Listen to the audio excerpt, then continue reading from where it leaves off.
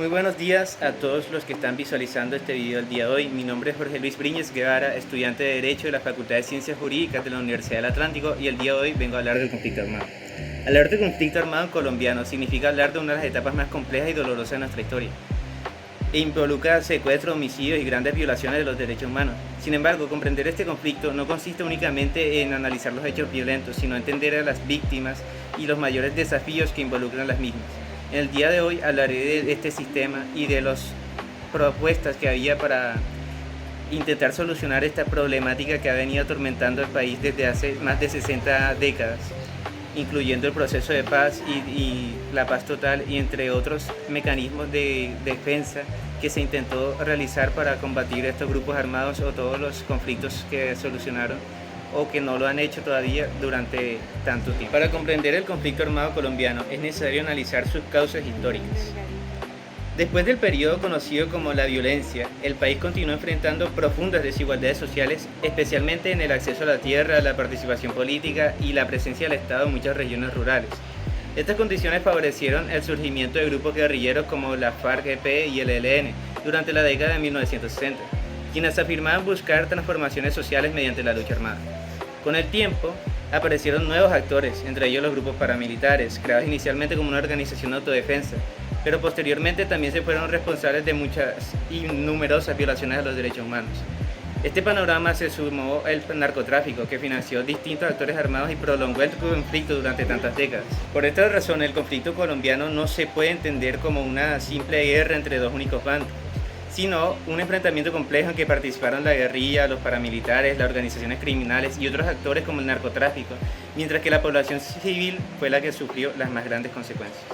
Uno de los aspectos que más llamó la atención fue descubrir que la violencia también alcanzó los espacios universitarios.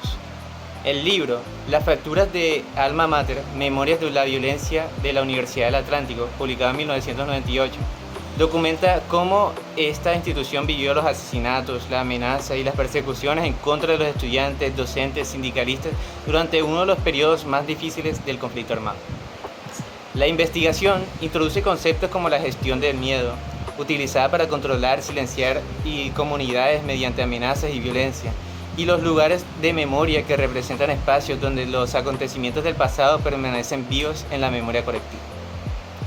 Este trabajo demuestra que reconstruir la memoria histórica constituye una forma de reparación simbólica para las víctimas y permite comprender que las universidades también pueden ser escenarios profundamente afectados por la violencia en Colombia.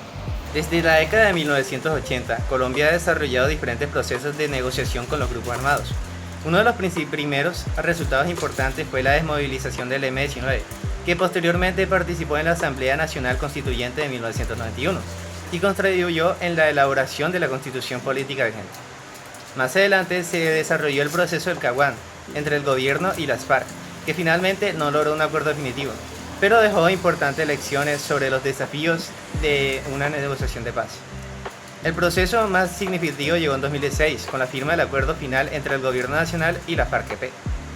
Entre sus principales logros se encuentra la dejación de las armas por parte de esa organización y la creación del sistema integral de verdad, justicia, reparación y no repetición, y la apertura de mecanismos que garantizan el derecho de las víctimas.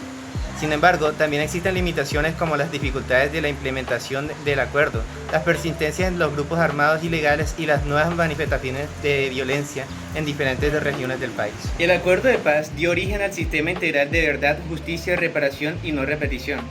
Este sistema está conformado por la Comisión para el Esclarecimiento de la Verdad, la unión y la búsqueda de personas dadas por desaparecidas, la medida de reparación y garantías y no repetición, y la de Jurisdicción Especial para la Paz, conocida como la JEP. La JEP constituye un componente judicial del sistema y su función consiste en investigar, juzgar y sancionar los crímenes más graves cometidos durante el conflicto armado antes del 1 de diciembre de 2016. También dependiendo del grado de reconocimiento de verdad y responsabilidad por parte de quienes comparecen. La JEP puede imponer tres tipos de sanciones. Las sanciones propias se aplican cuando existe un reconocimiento temprano de la verdad y tiene un carácter restaurativo. Las sanciones alternativas corresponden a quienes reconocen su responsabilidad de manera tardía. Y finalmente existen las sanciones ordinarias, las cuales se imponen a quienes no reconocen los hechos y posteriormente son declarados culpables. Este modelo busca equilibrar la justicia con derechos a la de las víctimas, privilegiando el esclarecimiento de la verdad y la reparación del daño causado. Después de reconocer la historia del conflicto armado y la experiencia de la Universidad del Atlántico, considero que la construcción de la paz comienza de los espacios educativos. La universidad puede consolidarse como un verdadero territorio de paz, fortaleciendo la investigación sobre la memoria histórica, promoviendo el diálogo respetuoso entre diferentes ideas y formando ciudadanos de bien, comprometidos con el derecho humano. También considero que es importante impulsar programas de inclusión, salud mental, resolución pacífica de conflictos y participación estudiantil, ya que la paz no depende únicamente de los acuerdos, sino de los actores y de las acciones cotidianas de quienes integran la comunidad universitaria. Como estudiante de Derecho, esta reflexión resulta especialmente importante porque el derecho no solo busca sancionar las conductas ilícitas, sino también garantizar y proteger la dignidad humana y contribuir la convivencia en democracia. En conclusión, la memoria histórica nos permite comprender el pasado. La justicia tradicional ofrece herramientas para reparar a las víctimas y la educación constituye uno de los pilares fundamentales para construir una sociedad donde las diferencias puedan resolverse mediante el diálogo y nunca más mediante la violencia. La violencia que tanto daño nos ha hecho durante muchos años y que hoy nos tiene aún pasando penas. Muchísimas gracias a todos los que vieron el video del día de hoy. He sido Jorge Luis Briñez, estudiante de Derecho de la Universidad del Atlántico, y ha sido un placer comentar.